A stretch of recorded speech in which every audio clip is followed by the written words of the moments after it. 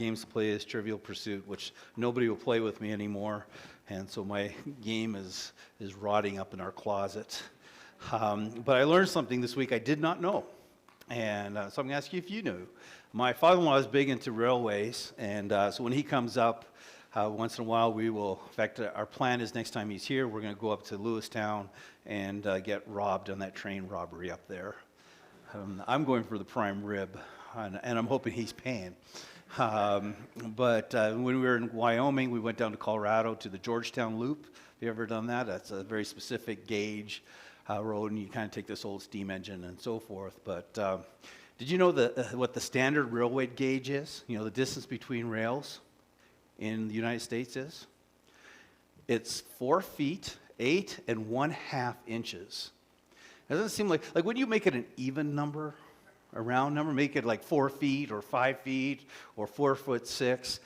But why such an odd number? Well, there's actually a logical reason for it. When the railways were being built here, and they were actually being built by people from Britain who had moved here and who had done it there, and so they just used the same gauge that they used over in England. And why did they use those gauges? Well, before they built their trains in England, they had these tramways, and that's the gauge that they used. Okay, well, but why were they using such an odd number? Well, those tramways were built to be the distance between wheels on a wagon. And so that they would, so that's what everything was familiar with, right? So it would run on those gauges. And so it was 4 feet, 8 1/2 inches. But did you ever ask the question? No, you didn't. Why were wagons built to a gauge of 4 feet, 8 1/2 inches? Well, they were built that way because they had these old roads in Europe that had deep ruts in them. And that was the distance between the ruts. And those roads were rutted that way because of Rome. And when Rome was conquering and had built their highways, their wagons and stuff were built 4 feet, 8 1/2 inches, and so they created these ruts in the road. So your railways are gauged the way they are today because of the Roman Empire. So how the Romans, why? I don't know, it didn't tell me that. Well, it was probably a length, I don't know. Anyways, I just thought it was interesting, but think of it. Well, that's the way we've always done it. So we're doing that way again, and nobody asked that question why.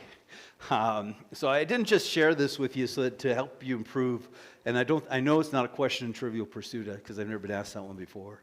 Though the toughest question that was ever asked in Trivial Pursuit that I actually had to go to my Greek professor to verify was the names of the 3 wise men. I think that sounds about right. I can't remember their names. I kept the card so I don't have to get asked that question again.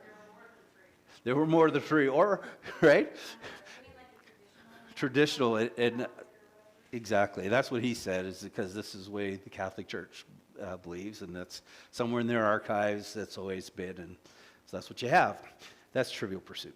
Anyways, I didn't share this so we'd be familiar with Trivial, but that a lot of times we like things to be consistent and to not change, and so we just do them over and over the same way, and that gives us a little bit of efficiency at times. And but we live in a time when things aren't consistent. Life is constantly changing. And these changes, while they can improve life, can also lead to levels of, I couldn't think of a better word, degrading of life, of actually worsening lives. For example, wait, I had pictures. There we go. There's a rutted road in Rome, by the way.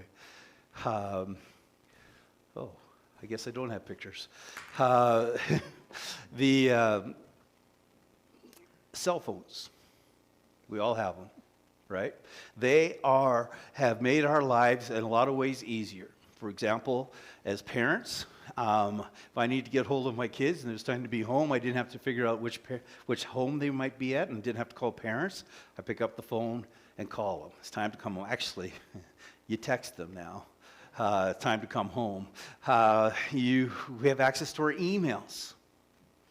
If you're standing in line at Walmart and nothing's going very fast, or McDonald's, and you quickly check. Actually, I usually go to delete all my emails at a time like that. We have access to our emails. We have access to our bank accounts. If you want to buy something, do I have money to cover that? You can check your bank account. We can pay bills off your cell phone. The other day, Susie stopped by with Luke, and I bought some popcorn from him. I didn't have to worry, did I have the cash on? I didn't have to write a check, which I don't like to do. And so I Venmo'd the money. It's an app. The problem with that is if you have people in your friends group, so I gave Aaron some money one day, and Dawson got on there right away and said, hey, where's mine? So sometimes that backfires. But it's little things that start making life easier. Take pictures, videos. And one of my favorite things is if there's a song playing and I can't remember the name of it, I can hit this Google button, the microphone, and it'll listen and it'll tell me who's playing. But because of all this easy access to information, it has created an issue, a condition called FOMO, fear of missing out. And because of that, we are all constantly checking our cell phones, whether it's social media, whatever it is. And this constant need to check will trigger a stress response in our bodies that leads to our bodies releasing cortisol. And according to the article I was reading, it says it's too much cortisol causes anxiety and possibly chronic illness. So here we have this thing's changing, phones, right? Used to be, you had a phone, you might have to figure out what your ring was on your landline. And then we all had our own phones in our homes, but now we walk around with them. It makes life easier, but at the same time, it is leading to anxiety in people's lives. And the reality is that constant change around us, not just through phones, can cause the same kinds of issues. It can be unhealthy. And we have no power over stopping those changes. Some of you tried, okay? You know who you are. You hung on to that flip phone as long as you possibly could. And eventually, Tim's still holding out. He didn't know I was going to talk about this, but he had work to do this morning, so he wasn't going to be here. But you hung on to him as long as you could, and eventually society forced you to break down and pick up your Apple or your Samsung phone. You had to give in. So the question isn't, how do I stop change? The real question in our lives is, how do we handle constant change? A good word picture for me as I was thinking about this is this picture of a buoy in the water. And the waves all around are coming from every which direction. It's coming from the north, it's coming from the south, it's coming from the east, coming from the west. It's just getting bounced all around. And those waves represent constant change. But the buoy itself it bounces around, but it holds firm. And the reason is it is attached to a cable that is attached to, well, for the purposes of my illustration, to the ocean floor. We can argue how there are many different ways of securing one, but it's secured to that ocean floor. In a lot of ways, our lives are like that buoy, right? All this constant change that's going on around us, whether it's simple things from technology to maybe it's the change of health, right? We get a diagnosis we weren't expecting. Loss of life. Adam and Megan aren't able to be here today. They lost a family member this week. And those things toss us. It may be a loss of job. It may be financial. It may be a relationship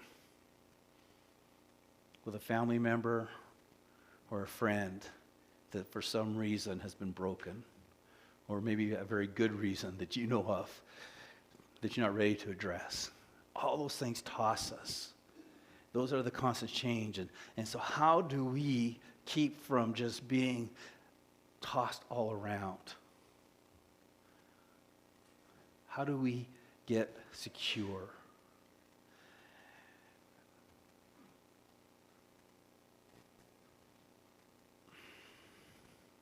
Well, that buoy was held firm by a cable to the ocean floor.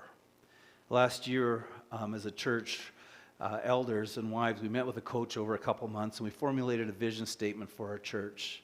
And our vision is this: connecting, growing, and discovering hope in Jesus. That last part of that statement is our anchor. As we are surrounded by this constant change, Tuesday's coming. I'm trying not to talk about it, but it's coming. And I know from having friends on both sides of the political spectrum that one friend's going to be elated and the other friend is the world is going to collapse. Right? How do we keep from getting tossed around by all these things? How do we secure ourselves? What do we secure ourselves into? Because if I secure myself into politics, that's only good for one election. If I secure myself into my finances, how many of you looked at your retirement accounts recently? I was forced to the other day, and that was a mistake by that company, because now I am stressed. We all face it. Our anchor has to be in Jesus. When we made the statement, discovering our hope in Jesus, we are saying to one another listen, this is where we are going to anchor. This is where we are going to put down be rooted in. This is where we're going to be, because as these storms, everything comes, I know one thing doesn't change.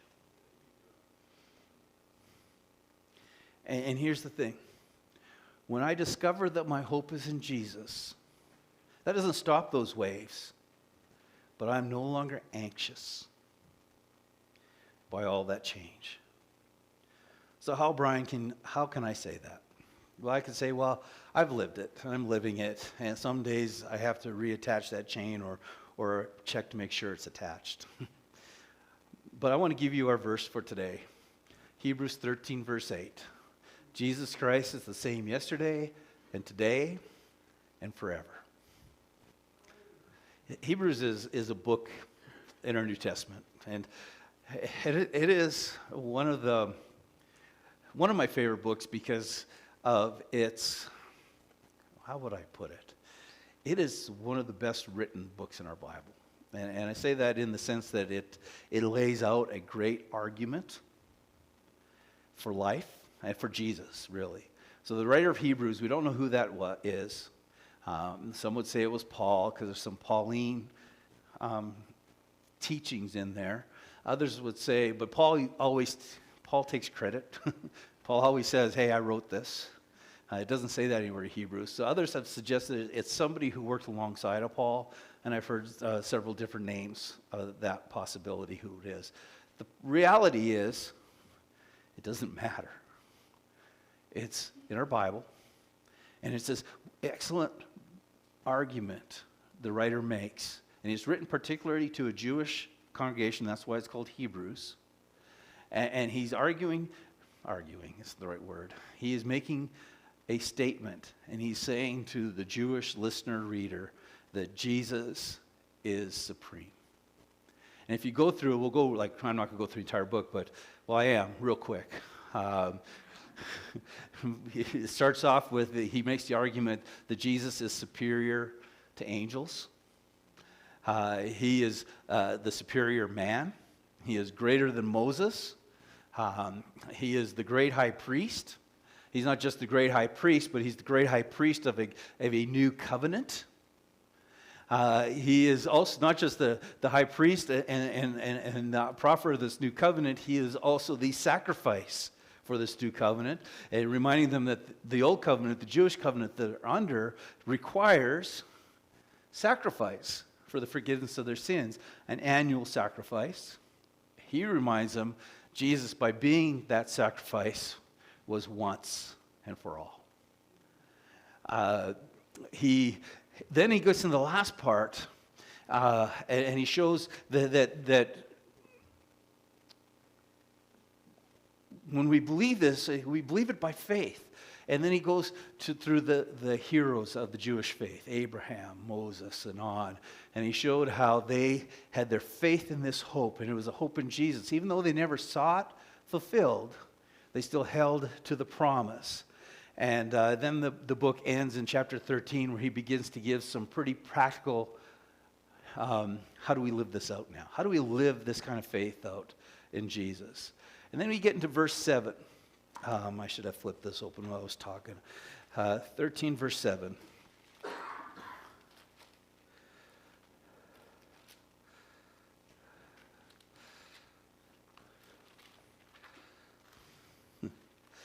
There it is. He says, remember your leaders who spoke the word of God to you. Consider the outcome of their way of life and imitate their faith. So he's talking to the reader, listener. He's saying, okay, listen, look at those who've been teaching you about Jesus and imitate that life. And consider it and follow it. And I think we all would be able to say in our own lives, we've had someone, might be a parent, might be a Sunday school teacher, might be a friend, might be a coworker, a mentor of some sort, a pastor who lived out faith in Jesus. And so this verse is saying, listen, look to those folks, imitate it. But here's the reality, okay? As soon as I say that, you're imitating a man. And what's one constant truth about every person? Is that we will make a mistake. Okay? The perfect people aren't here today. They got the Sunday off. Okay? You didn't get that memo? Sorry. They don't exist. So,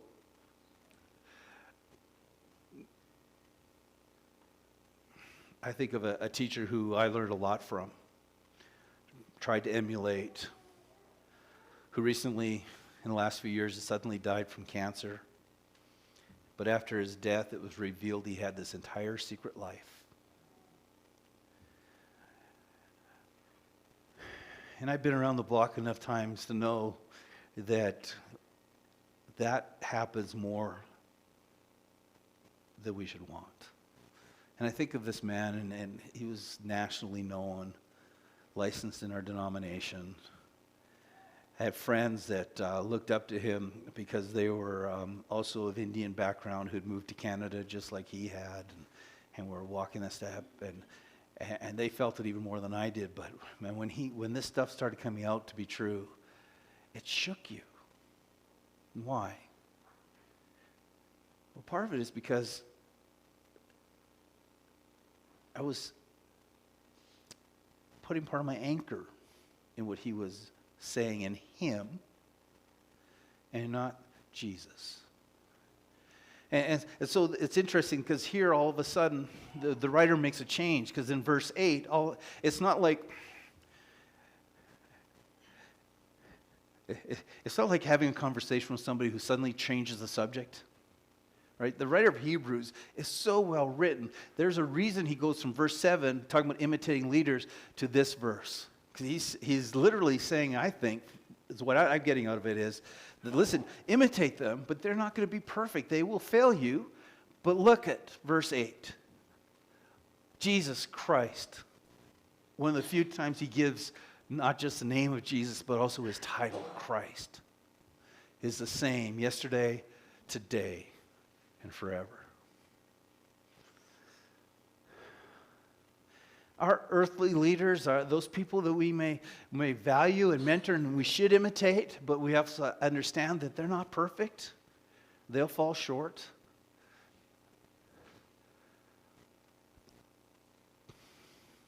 But Jesus doesn't. I love that line. I wrote it down while we were singing. You are no less God in the shadows. That verse is saying, that line in that song is saying this. Jesus Christ is the same yesterday. Some people will say, well, this is talking about creation, all that. No, the writer's simply saying, the Jesus we learn about in the Bible, and Jesus existed Well, we know Jesus pre-exists time, but we find him right away in Genesis. And you find Jesus through every book of the Bible right to the end. And everything we know about Jesus and yesterday. And we have a little bigger yesterday than the readers here had. They only had 40 years of Jesus' life later. We got thousands of years. And the Jesus who existed that time, the Jesus who the church has been following for the last 2,000 years, he's the same as he was then. He's the same Jesus who I'm reading about and learning about, the Jesus that as I worship, as I submit to, as I follow, the Jesus who hears my prayers is the same today, is going to be the same Jesus tomorrow and the day after. Day after. That's consistency. And when we talk about discovering our hope in Jesus, we're saying, listen, we need to anchor in Jesus. So when I do that, when this is where my hope is, there is nothing that can shake me. We sang, "It is well with my soul." If you know hymnology at all, you know the history of Horatio Spafford, who wrote that song after having lost his wife and daughters in a ship that was sank between England and New York. Can you imagine writing that at that time? I don't know what it's like to lose kids or spouse. But to even lose a parent who's elderly, though my dad, I don't think, would appreciate me calling him elderly at 80, but it's still disorienting. There's something missing. It's that Jesus who gives us hope at a time like that. The same Jesus who, when the towers came down on 9/11, was present then. The same Jesus who's present today in our lives. And he's saying, anchor. Anchor your soul in me. I am the same yesterday, today, and forever. So what are you anchoring your life to? What are you putting your hope in for tomorrow?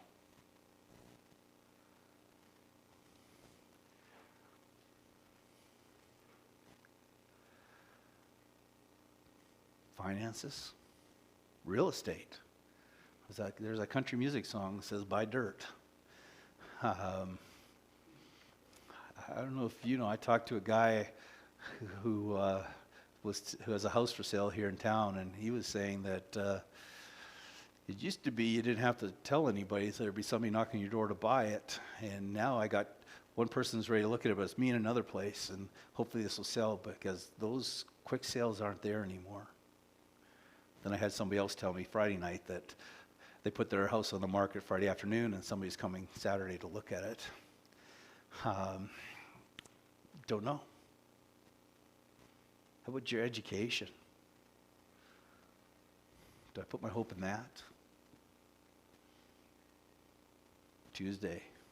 Do I put my hope in what's going to happen there? I read this book. It says it was things I didn't see coming. And one was cynicism. And I totally agree with that writer because I didn't ever think I'd be cynical, or at least as cynical, maybe skeptical, but not cynical now, but I'm cynical. And I've seen enough elections to know that nothing really changes. So don't put your hope there. Vote. Be responsible. But don't put your hope there. It'll change.